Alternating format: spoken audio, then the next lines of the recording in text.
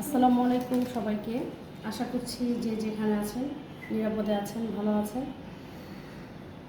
আবারও ফিরে আসলাম নুপুরের শব্দ চ্যানেলে। আজ আমি আপনাদের রান্না করে দেখাবো ফুলকপি আলু দিয়ে রুই মাছের পাতলা ঝোল। রুই মাছের এই তরকারিটি রান্না করতে যা যা লাগছে: রুই মাছ আমি আগে থেকে লবণ হলুদ দিয়ে ম্যারিনেট করে রেখেছি। ফুলকপি আমি হালকা ভাপ দিয়ে নিয়েছি। আলু, পেঁয়াজ কুচি 1 কাপ, আদা রসুনের পেস্ট 2 টেবিল চামচ, হলুদ গুঁড়া 1 চা চামচ, মরিচের গুঁড়া 1.5 চা চামচ, ধনে গুঁড়া 1 চা চামচ, লবণ স্বাদ মতো, তেল 1 কাপ, টমেটো বড় সাইজের 2টি, কাঁচামরিচ আন্দাজ মতো আমি 4-5টি নিয়েছি, ধনেপাতা কুচি 1/2 কাপ। আমি একটা প্যানে খুব ভালো করে তেল গরম করে নিয়েছি। এবার মাছগুলো গরম তেলে দিয়ে দেব।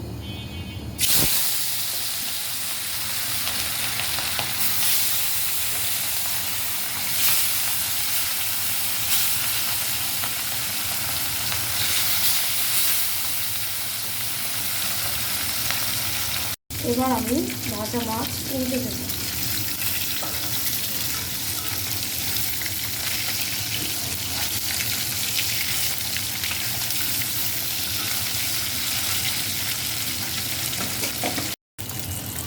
মাছ ভালো করে ভেজে নিয়েছি, এবার চুলা থেকে নামিয়ে নেব।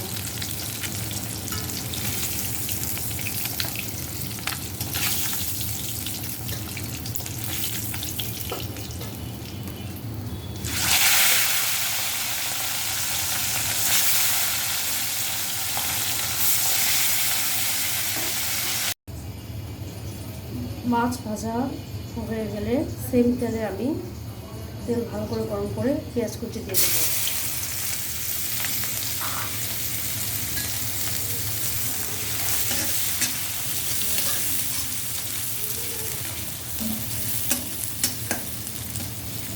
পেঁয়াজ হালকা বাদামি রং হয়ে গেলে এখানে আমি দিয়ে দেবো আদা রসুন বাটা, হলুদ গুঁড়া, মরিচের গুঁড়া, ধনে গুঁড়া, স্বাদ মতো লবণ,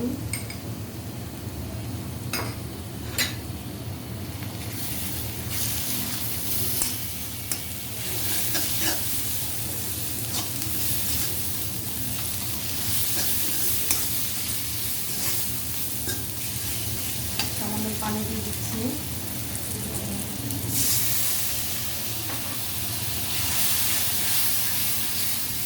ভালো করে মশলাটাকে আমি ভেজে নেব।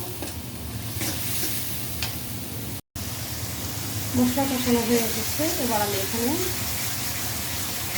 আলু দিয়ে দেব। আলু দিয়ে আলুটাকে আমি 30% পরিমাণ সিদ্ধ করে দেবো। যেহেতু আমি ফুলকপি আগে থেকে হালকা ভাপ দিয়ে নিয়েছি, আলু সিদ্ধ হতে একটু সময় লাগবে। আলুটাকে ভালো করে এখন কষিয়ে নেব। এবারে আলু ভালো সিদ্ধ হয়ে নিচ্ছি, এখানে ফুলকপি দিয়ে দিচ্ছি।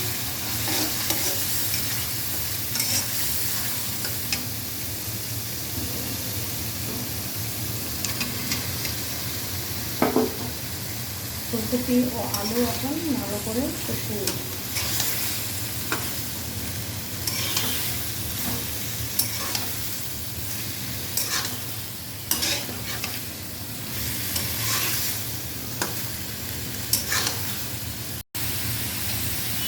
আলু ফুলকপি কষানো হয়ে গেলে এখানে আমি পরিমাণ মতো পানি দেব। আপনারা আপনাদের আন্দাজ অনুযায়ী পানি দেবেন, যে পরিমাণ ঝোল করতে চান।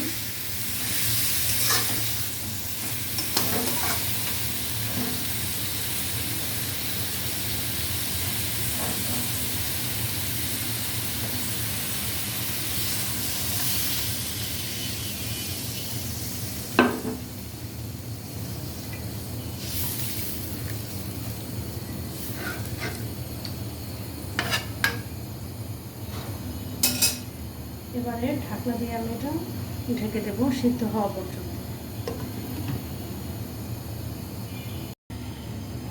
আলু ফুলকপি সিদ্ধ হয়ে এলে এতে টমেটো দিয়ে দেব। দিয়ে দিচ্ছি 4 থেকে 5টা কাঁচামরিচ,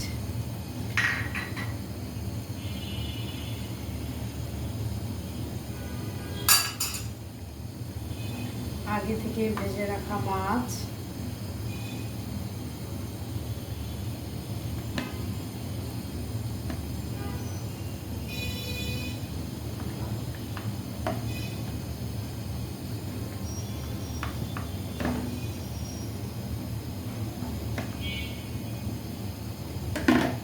চুলার আঁচ এই পর্যায়ে একটু মিডিয়াম করে দিয়ে তরকারিতে আমি প্রায় 5-6 মিনিট আবার ঢেকে রান্না করব।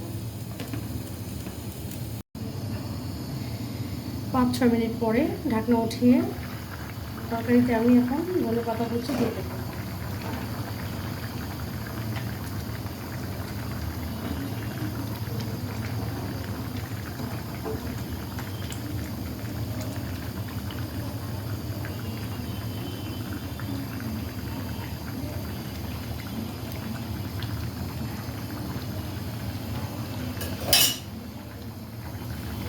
তৈরি হয়ে গেল খুব সহজেই ফুলকপি আলু দিয়ে রুই মাছের মজাদার তরকারি।